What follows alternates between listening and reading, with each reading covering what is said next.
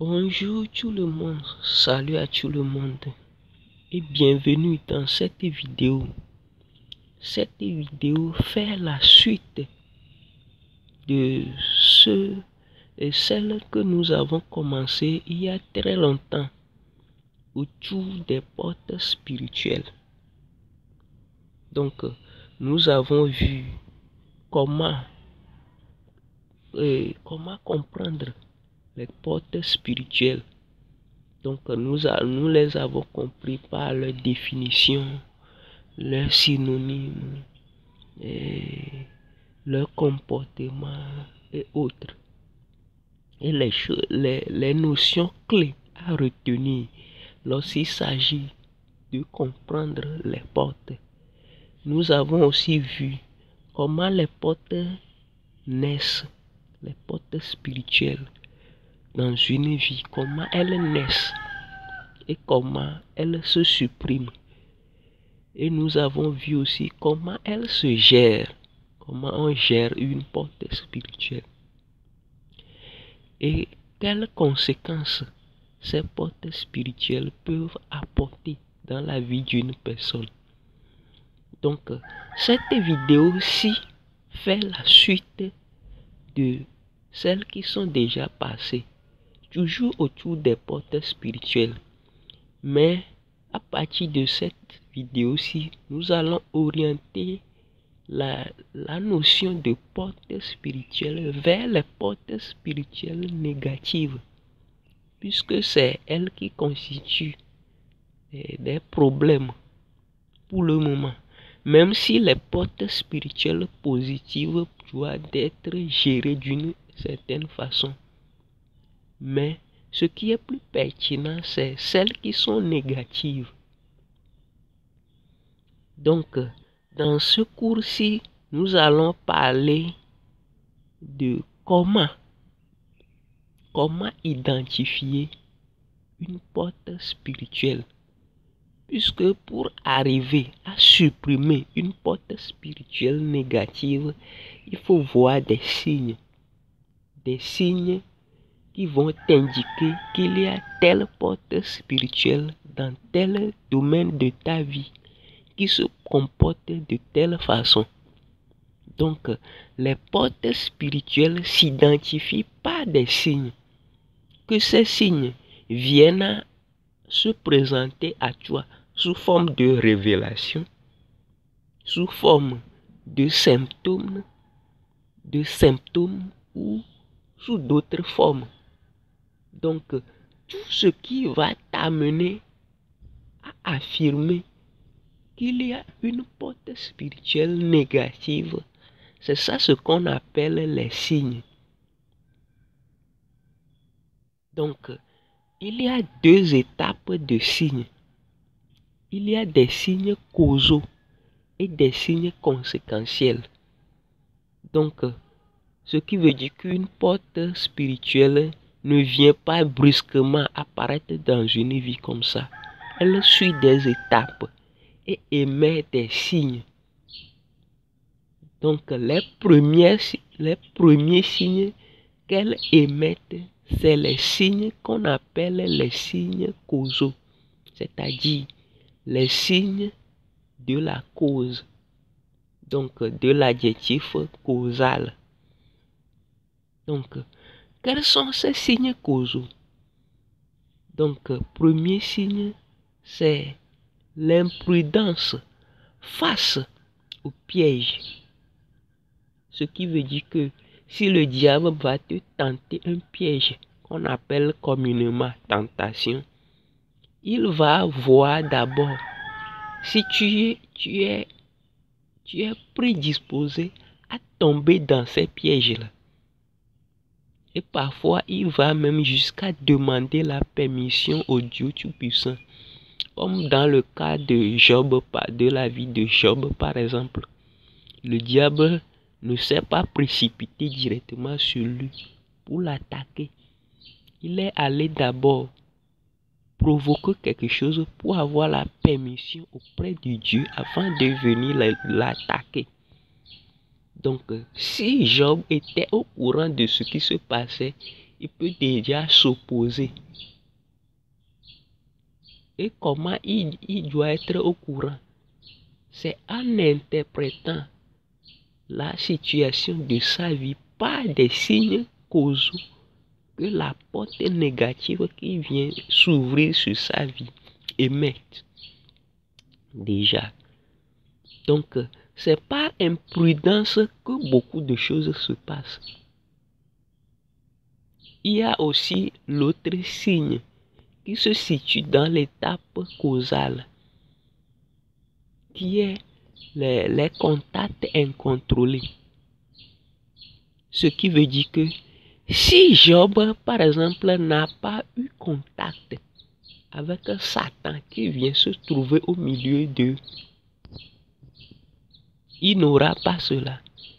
Et donc, si Job chassait du milieu d'eux Satan qui était présent, cela n'arriverait pas jusqu'à emporter sa vie dans la souffrance.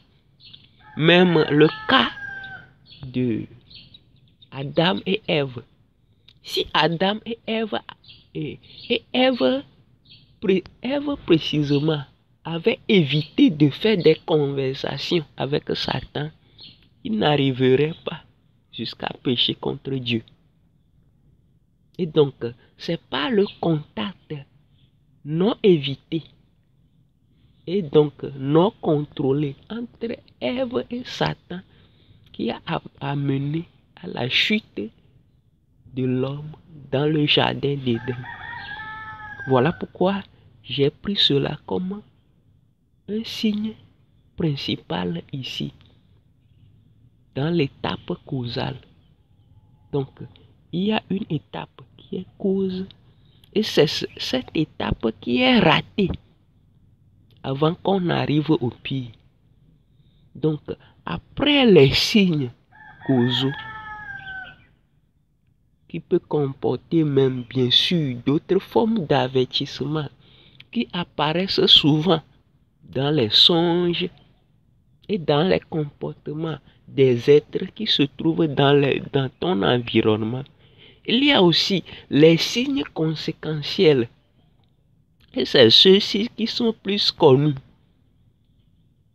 Par exemple, les signes comme le manque de contrôle.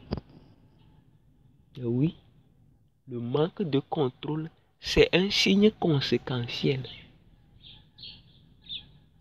Par exemple, l'hypocrisie, c'est un signe conséquentiel. Celui qui manque le contrôle, par exemple, le manque de contrôle n'est pas en l'air comme ça, c'est pas du hasard. C'est quelque chose qui fait que la personne manque de contrôle. Par exemple, les addictions. C'est ce que les esprits impurs qui sont déjà cachés dans la vie de la personne infligent comme souffrance à l'âme et à l'esprit de la personne, qui sont la cause, par exemple, des addictions. Donc, addiction, il y a toujours l'idée de manque de contrôle là-bas. Voilà pourquoi la gourmandise, par exemple, c'est un signe conséquentiel. Ça veut dire que ces forces négatives-là forcent la personne à prendre des aliments sans contrôle, sans dire non. Par exemple, le masochisme, le fait que quelqu'un se fait du mal. La personne peut même savoir que telle chose que je fais là va m'amener du mal. Mais par manque de contrôle, par oppression des forces négatives, les personnes acceptent de faire cela contre elles-mêmes, parfois même contre les autres. Il y a même les signes comme la lourdeur. Un travail qui doit être fait en 1 heure, la personne va faire cela en 2 heures, 3 heures, parfois même ne pas finir. Oui, c'est des signes des portes négatives. Il y a par exemple la procrastination. Mais oui, c'est des signes des portes négatives. Il y a plusieurs autres signes qu'on l'oublie par exemple. Oublier les choses très importantes qui vont t'amener des conséquences très négatives, c'est un signe que cette vie-là est menacée par des portes négatives spirituelles. Les névroses, par exemple.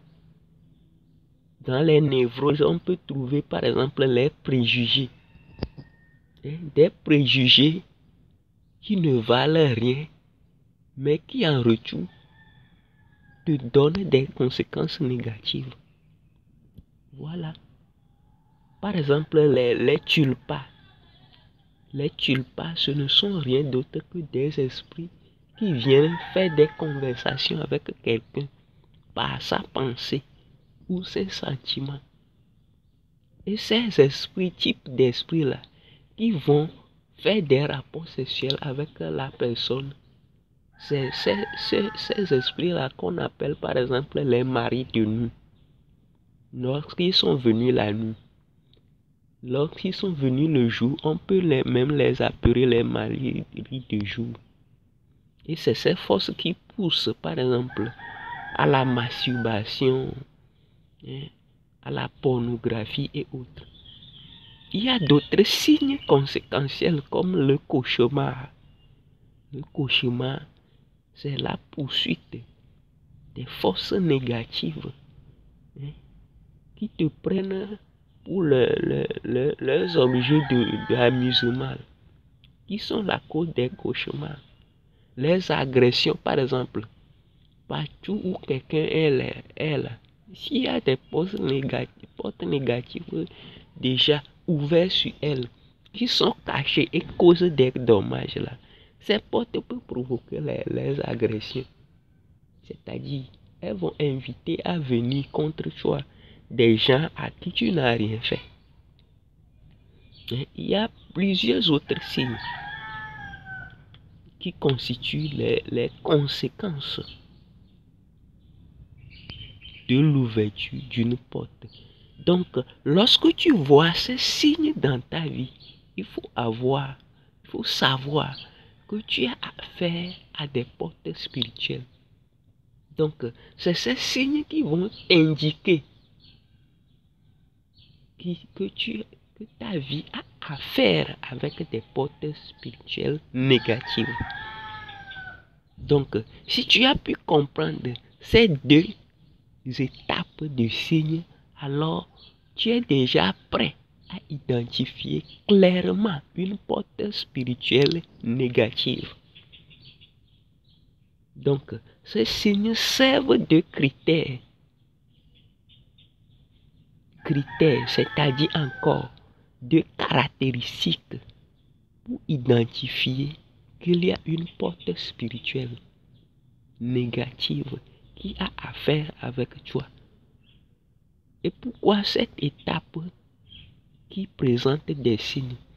Pour arriver à attaquer une porte spirituelle, il faut la connaître. On ne peut pas attaquer ce qu'on ne connaît pas. On doit avoir le minimum d'informations sur la chose pour pouvoir l'attaquer. Et là, on peut l'attaquer efficacement. Donc, retenez bien ces signes. Elles vont servir à la suite de l'identification.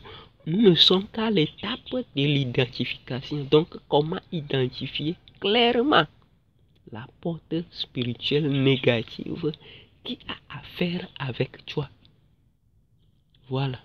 Donc, après l'avoir identifié, nous allons passer à la suite jusqu'à exécuter une prière claire comme exemple contre une porte spirituelle négative. Et vous allez tous en rendre compte. Donc, merci d'avoir suivi cette étape. Et préparez-vous. Nous allons faire des cas pratiques qui vous serviront de référence lorsque vous allez vouloir briser une porte négative que vous avez ouverte sur votre vie. Et nous irons jusqu'à traiter des cas exceptionnels. Car il y a des gens qui suivent des étapes, mais se trouvent encore en face de certains parties ou bien certains points clés. Nous allons évoquer toutes ces situations exceptionnelles pour que, après avoir suivi la totalité de cette partie de méditation, tu n'aies plus à faire avec des portes spirituelles négatives qui dominent dans ta vie, mais plutôt sur lesquelles tu domines et que tu contrôles, que tu supprimes même. C'est ça l'objectif. Donc, merci d'avoir suivi cette vidéo. Donc, préparez-vous pour la prochaine étape.